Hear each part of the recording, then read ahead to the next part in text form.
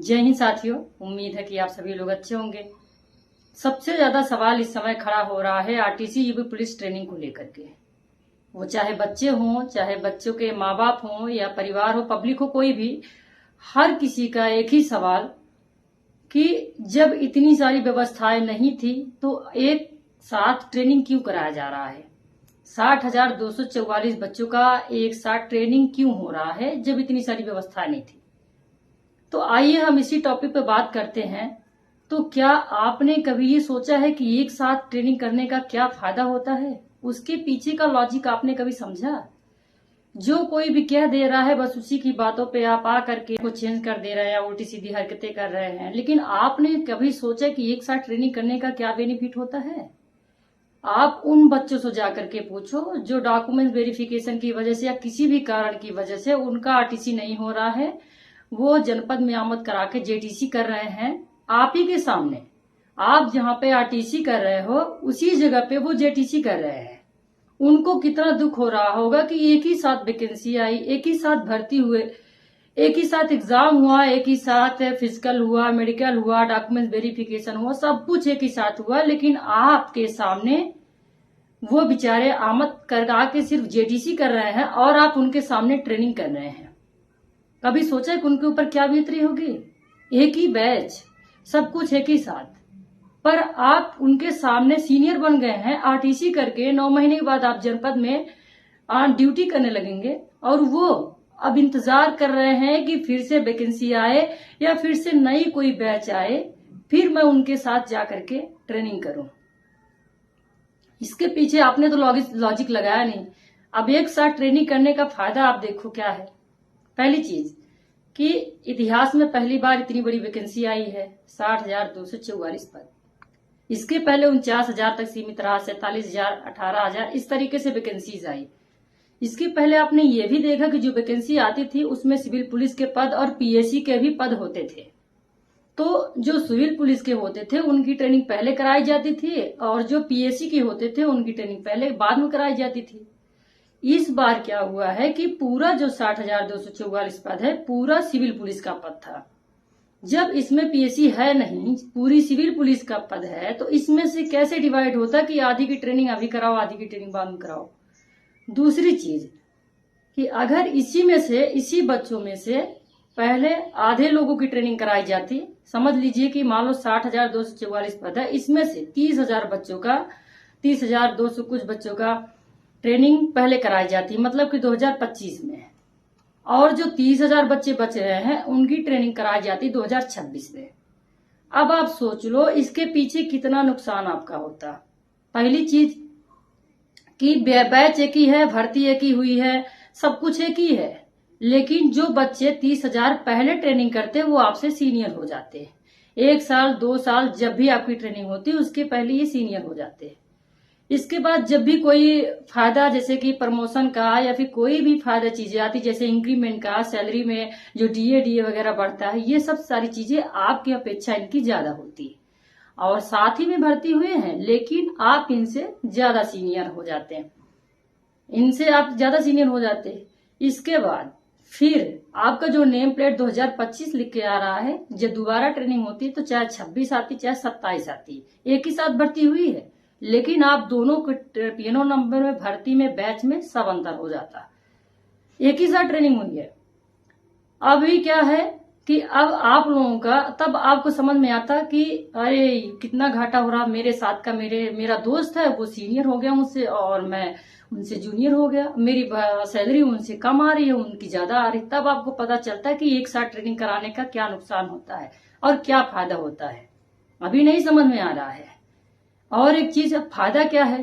अब फायदा ये है कि आप एक साथ ट्रेनिंग कर रहे हो, एक ही बैच है, आपका 60,244 पद जितने सारे हैं सभी लोगों का एक बैच हो गया है, मतलब सैलरी भी एक ही जैसे है, जो इंक्रीमेंट है, जो महंगाई भत्ता वगैरह जो लगना है वो भी एक ही साथ लगेगा।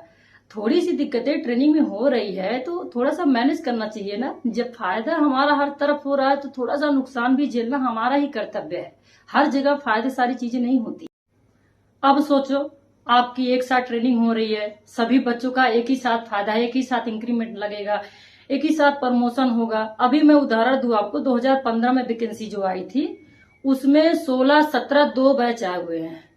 अब सोचो, जो प्रमोशन हो रहा है, पहले जो ट्रेनिंग किया हुआ है उसका हो रहा है, उसके बाद जो ट्रेनिंग किया है उसका हो रहा है, उसके बाद जो ट्रेनिंग किया है उसका हो रहा है। और सैलरी में भी, जबकि एक ही बैच है, सैलरी में भी लगभग तीनों जो शिफ्ट ट्रेनिंग हुई है उनमें भी लगभग 1000, 2000, 3000 का अंतर है। सोचो, भर्ती एक ही है लेकिन कितना अंतर हो रहा है। अब जैसे जैसे सैलरी में महंगाई भत्ता, इंक्रीमेंट वगैरह लगता जाएगा, वैसे वैसे उनको एहसास होगा कि हाँ, उनका पैसे में कितना कम हो रहा है।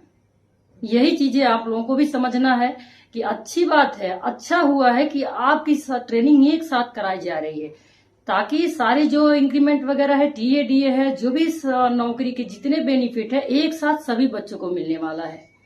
यही अगर अंतराल करके करते तो आपको पता चलता कि हाँ, मेरे दोस्त का इतना ज्यादा हो गया, मेरा कम है। ये उनसे जाके पूछो जो डॉक्यूमेंट वेरिफिकेशन की वजह से, जैसे आपका 17 तारीख को आमद होना है, आप 17 तारीख को आ गए, उन बच्चों से जाके पूछो जो 17 तारीख को नहीं आए, 18, 19, 20, मेरे जानने वाले भी हैं जो 25 तारीख के बीच में जाके आमद कराए हैं। जो 23, 24 तारीख के, उनसे पूछो एक एक दिन उनका कैसे कट रहा था, जबकि उनको ये कंफर्म हो गया था कि मेरा हो गया है, मुझे जेटीसी जाना है, मैं आरटीसी करूंगा। फिर भी उनके ऊपर क्या बीत रही थी, उनके माँ बाप, उनके समाज की, लगता है इनका हुआ ही नहीं, बस ये फर्जी बोल रहे हैं, ये कर रहे हैं, वो कर रहे हैं। इतनी सारी दिक्कतें हुई, और आपके साथ यही 1 साल आपको रोक दिया होता, तब आपको पता चलता, तब आपको एहसास होता कि हाँ, इससे अच्छा कि मैं वही दिक्कतें झेल लेता, कम से कम मैं साल भर घर तो नहीं बैठा रहता। या जिनका कहीं सिलेक्शन हो जाता है किसी भी कारणवश, अभी हाल ही में आपने देखा होगा कि बिहार का जो रिजल्ट आया था टीचिंग वाला, उसमें क्या हुआ कि रिजल्ट आ गया, उसके 4-5 महीने बाद, 7 महीने बाद ज्वाइनिंग कराए हैं। अब सोचो उन पे क्या बीत रही थी। हर किसी के मन में लग रहा था, यार पता नहीं ज्वाइनिंग होगी कि नहीं होगी, पता नहीं क्या होगा कि नहीं होगा। तो कभी उस दर्द को, उस समस्या को महसूस करो। इतनी मेहनत करने के बाद आप यहाँ पे आए हो तो थोड़ी मेहनत, थोड़ी दिक्कतें नहीं महसूस हो पा रहा है? अरे अपने सपनों को याद करो जिसकी वजह से आप आए हो। ट्रेनिंग का एक ऐसा पार्ट है जो ट्रेनिंग में हमको अनुशासित सिखाया जाता है, हर चीजों को, परिस्थितियों को झेलना और महसूस करना सिखाया जाता है। अगर सारी परिस्थितियां हमारे ही अनुकूल रहेंगी, हमारी चीजें रहेगी, तो हम ट्रेनिंग में या समस्याओं को कैसे झेलेंगे?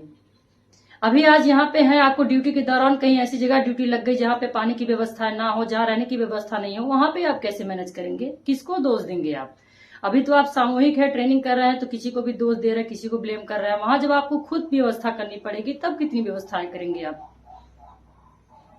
तो कभी महसूस करके देखो, इतनी बड़ी समस्याएं नहीं है, समस्याएं होती है, हम मान रहे हैं, हम लोग भी उसी दौर से गुजरे हैं, लेकिन परिस्थितियों को संभालने की कोशिश करो। इतने सारे सर्किल अधिकारी वगैरह लगे हैं, कोई भी दिक्कत होती है तो आप उनसे भी सूचना दीजिए, उनसे भी बताइए। लेकिन बस यही सबके मन में कि जब व्यवस्था नहीं थी तो इतनी सारी ट्रेनिंग क्यों कराया जा रहा है? अरे भाई, पहले आप उस बारे में, उस चीजों को समझने की तो कोशिश करिए कि क्या रीजन है इसका। बस किसी के कहने में कोई चीजें हैं, बस थोड़ी सी बातें हो रही, इतना ज्यादा हवा बना करके रख दिया जा रहा है। पहले समझ के महसूस करो कि जो एक साथ ट्रेनिंग हो रही है, इसमें सबसे ज्यादा बेनिफिट किसका है? आप ही का है। फिर भी आप नहीं समझ रहे हो।